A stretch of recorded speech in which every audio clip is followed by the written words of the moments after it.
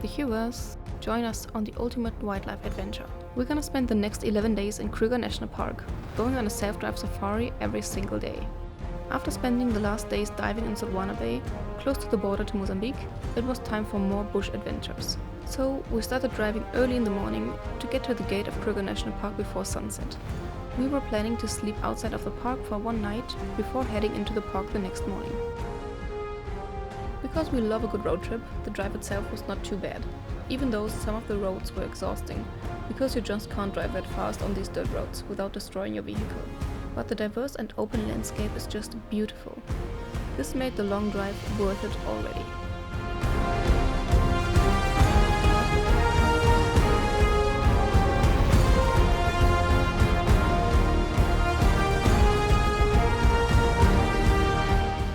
We arrived quite late at our home for the night, exactly at sunset.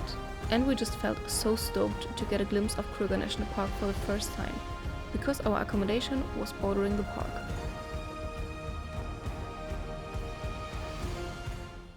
The next day, we were planning to enter through Malelane Gate, and then continue to Pretoriuskop rest camp. We ended up driving another loop in the afternoon as well.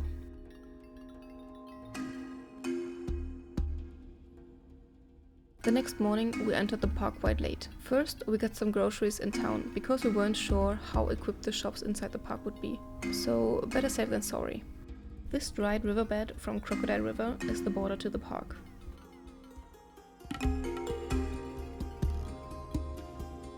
Just a few meters in, we already had our first sighting of an elephant.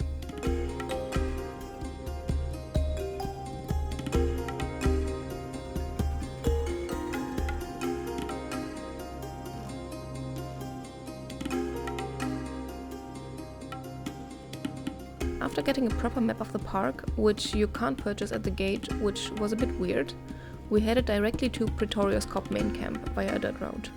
We tried not to cover too long distances in one day, because the park is huge.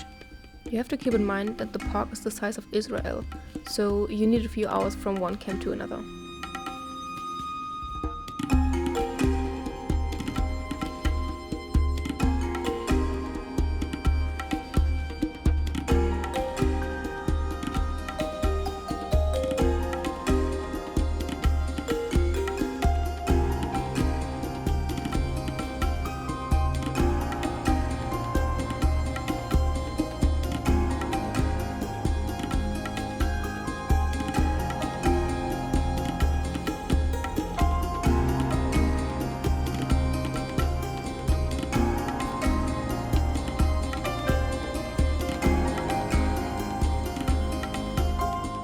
To be honest, this road was one of the worst that we drove in the park because of its condition. It was so shaky the whole time, but in the beginning, Tim was still vibing with the shakiness. But as we drove longer on the road, the more we just got headaches. This was worse than every pothole road we have experienced so far.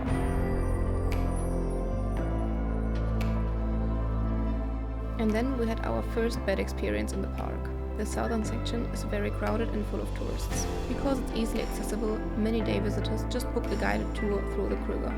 It is quite sad, but we have experienced that the worst drivers are usually tour operators that don't respect the animals and their personal space that much. You can clearly see how the elephant is not happy about the close presence of the people.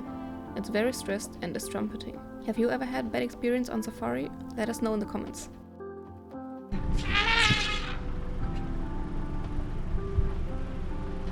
Greif an. Das will ich jetzt sehen. Dann sehen.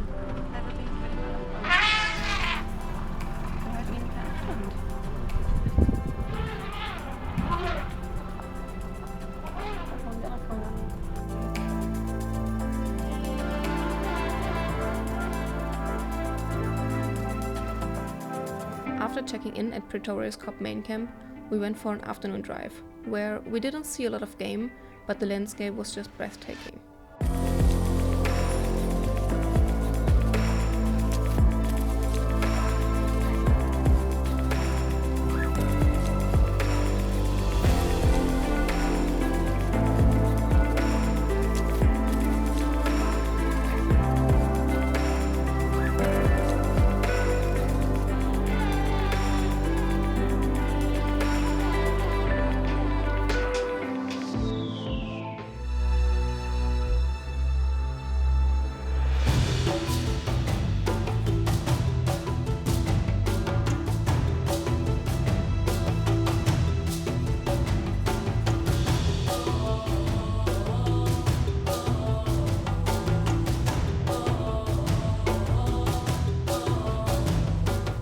When the sun started to go down, it was time for us to head back to camp.